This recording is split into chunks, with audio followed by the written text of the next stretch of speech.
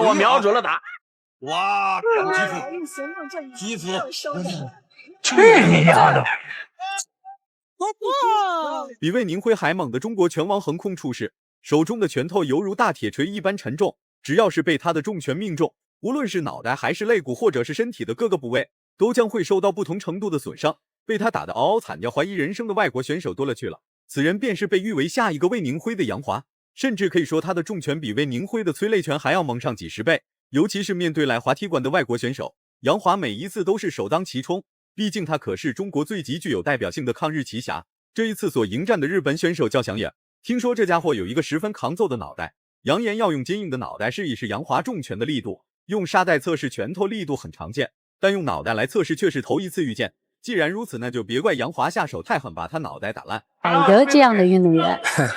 杨华17，臂展170，杰本祥也的身高160，臂展159。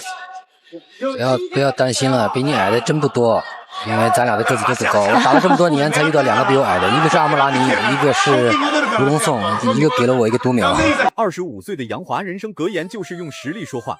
面对眼前这位已经31岁的祥野，他本身就没把祥野看在眼里。这并不是看扁祥野，而是祥野只是拥有一个十分坚硬的脑袋，其他并没有什么值得炫耀的地方。技术方面也是非常的粗糙，打起架来一点都不是杨华的对手，甚至还有可能会被杨华打成重伤。对，你看上了场之后，漂亮，漂亮，连续顶击，非常棒，非常棒。杰本祥也并没有把节奏太变换，让这个杨华抓到了机会，漂亮，是漂亮。哎，这个真正按照杨华既定的战术走的。他们赛前研究过杰本祥也，就是先诱敌深入，然后顶膝上去。面对此情况，杨华表现得非常冷静，并没有因为这一次读秒而喜出望外。看来这一次读秒并不是杨卓的最终目的。重新爬起来的祥野一刻都没闲着，接着又挨到了杨华一波接一波的猛攻。被警告一次的杨卓一点都不怂，持续给祥野施加压力。如果是单个的话，我相信这个比赛已经结束了，但是犯规了。对，杨华不要过于兴奋哦。你看，我认为这会儿杰本祥也应该走一走，对不对？对，不要再定在那个地方。但是当然，我希望你定在那个地方啊。漂亮，漂亮！一个高扫差一点打到杨华，杨华仍然是提膝，知道对方的这个肚子的防守并没有那么严密。绰号冲天炮的杨华专治各种不服，尤其是像祥野这种来华踢馆的日本选手，来一个杨卓打一个，来一双杨卓就打一双，坚决不会让日本选手在中国擂台落地生根。此时的祥野还没有意识到事情的严重性，还在擂台上晃来晃去和杨华展开对抗。殊不知，接下来的时间将会让祥野更加难受。战力优势并没有很着急，仍然看机会，这是很多年轻运动员应该去学的地方。当然，我们看到这个杰本祥也很坚强，对，在被击倒3次的情况之下，仍然有条不紊的在进行着自己的进攻，没被打乱。漂亮！我们看到杨华看到了这个对手的手拿的比较低，看杰本祥也看到对方一个高扫，从自己的耳朵边溜过，马上把手拿起来。祥野的脑袋实在是太硬了，硬抗杨华数10次重击依然没有倒下，顶着巨大压力持续与杨华展开对抗。看来这家伙根本就没把杨华的进攻当一回事，甚至有可能把杨华的进攻当成了挠痒痒。到了第2回合的祥野依然很坚硬，但杨华的重拳所包含的力度岂是儿戏，每一击都蕴含着摧枯拉朽之力，时间久了祥野自然会感觉到痛苦。是，你看你就是这个节奏，杨华现在节奏至少是4以上，你就拿个1的节奏向我往我的这个中近距离冲，傻瓜才不会去迎击你的这个豆子或者是飞膝，对不对？我觉得这个时候杨华就应该这样，推着，突然之间来个飞膝，是，突然之间来个顶膝就可以了，只要不让他进入到中继。对，进入到中继就抱头提膝，漂亮，漂亮，漂亮，推开，再来膝，推开飞膝，推开飞膝，不要等了，不要等，漂亮，打肚子打脸，对，那再坚决一些。对。漂亮！第2回合开始了，祥野就像是一辆向前推进的坦克，面对所有的进攻他都不怕，与此同时还能给杨华制造巨大威胁。胜券在握的杨华必须要保持理智，坚决不能放松警惕，给祥野赢下比赛的机会。不得不说，祥野这家伙不愧是铁头王，脑袋就跟钢铁做的一样，无论杨华如何击打他都不会在第一时间倒下。飞膝，漂亮啊！一个蹲对，这就是身高的问题。日本选手站起来，马上向教练点个头，我 OK。他真的 OK 吗？还是不要着急，不要着急，至少要利用这8秒钟。是，直接飞膝，不要等了，赛季说直接飞膝。杨华可以再坚决果断一些，直接中远飞膝，一个虚晃，直接飞膝，直接飞膝。梁老师等的都有点着急了，直接飞膝，对，不要这么打了。就算祥野的脑袋再怎么抗揍，那也顶不住杨华持续的轮番进攻。真要是挨到了重击次数频繁了，那么祥野的下场不会太惨，只会更惨。真以为杨华的重拳是闹着玩的吗？不管怎么说，杨华也是拥有下一个魏宁辉之称的中国重炮手，打飞一个铁头王还不是手拿把掐的事情。手不能不紧。我的天哪，太日本选手的这个抗击打，牛！飞膝，一个虚晃飞膝，直接飞脸，直接飞脸，直接飞脸。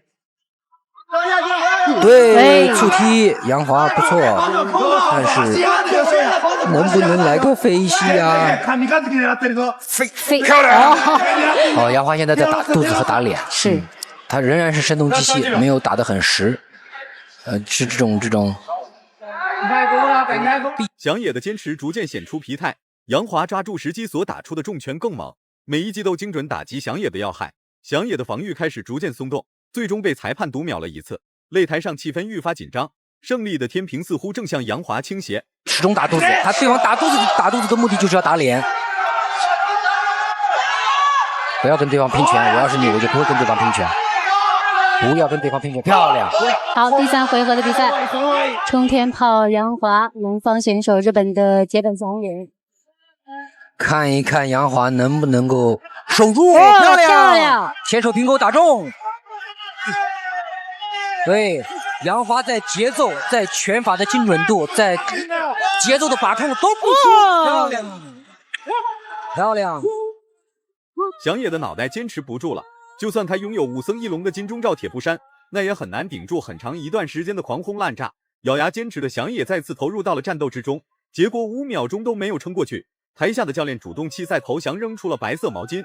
祥野已经被打糊涂了，他的教练还算理智。真要是再打下去，就算祥野坚持到了最后，那么祥野的脑袋将会出现大问题。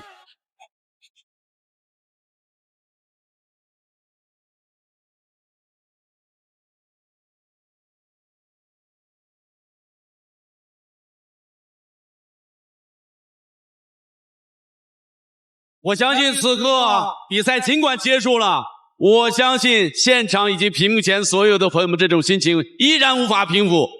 接下来有请第2位受害者出场，他身穿白色短裤，他叫苏韦斯纳。这家伙算是柬埔寨最年轻的一位百胜泰拳王，年仅20岁的苏韦斯纳便在本地擂台打出了一天小天地，一般同级别选手根本打不过苏韦斯纳。这一次杨华将会让他深刻意识到不足之处。天的解说嘉宾是关远华，大家好。关老师好，这是时隔27个月839天，武林风再一次踏上出国征战的旅程哈。我们的擂台就摆在了世界文化遗址吴哥窟。那这是我们第2期的比赛了，在第1期的节目当中，大家也看到了这一次大家比较期待的比赛，也没有让全民失望，真的每一场都很精彩。韩老师说的真是，这是大家的心声啊，因为特殊的时期，赛前苏韦斯纳仗着他在本地的权威和地位，于是便出言不逊，羞辱中国战队。大胆扬言中国战斗没有一个能打的。杨华在中国战队当中不算很厉害，也不算很出众，但杨华一个人的综合实力，坚决可以打败苏韦斯纳，让他重新对中国选手和中国功夫有一个新的认知。这个苏韦斯纳，对于小级别60公斤这个小级别来说，东南亚的运动员是比较有优势的。不管是泰国的运动员还是柬埔寨的运动员。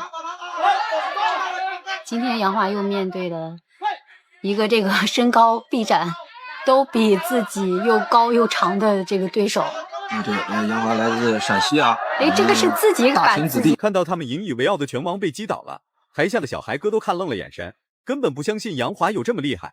所谓天外有天，人外有人，很少走出国门的苏韦斯纳就像是井底之蛙，再加上他在赛前所说的那些垃圾话，很明显他就是不清楚中国战队的真实实力。那么杨华的拳头很快就会让他见识清楚。这个战术意图啊都非常的清晰。朝前挤，压缩空间，挤进去，打拳前手后手，打地扫。当然从第1期来看也取得了很好的效果啊。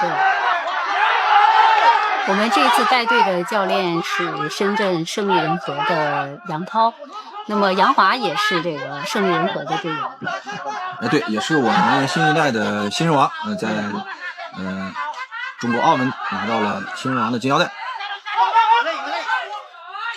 杨华给我的感觉就是他有点这种放不开的感觉，好像总是感觉有一股劲儿在内里。肋骨被多次命中的苏韦斯纳还在苦苦坚持，他根本不相信杨华会有如此蛮横不讲理的重击。练习泰拳出身的苏韦斯纳自身身体硬度很高，并不会轻易被击倒，结果却很明显，苏韦斯纳捂着碎裂的肋骨痛苦不堪。用行动证明肌肤收的。这一次来自中国陕西的大秦子弟杨华，对得住自己的冲天炮的绰号啊，非常漂亮，可以看到，连续的肌肤打击，这种肌肤打击会非常痛苦，非常痛苦，很疼，非常痛苦。但是很快会。最终杨华获得了最终胜利。如果满分是100分的话，你会给勇气可嘉、敢打敢拼的杨华打几分？视频到这就结束了，咱们下期不见不散。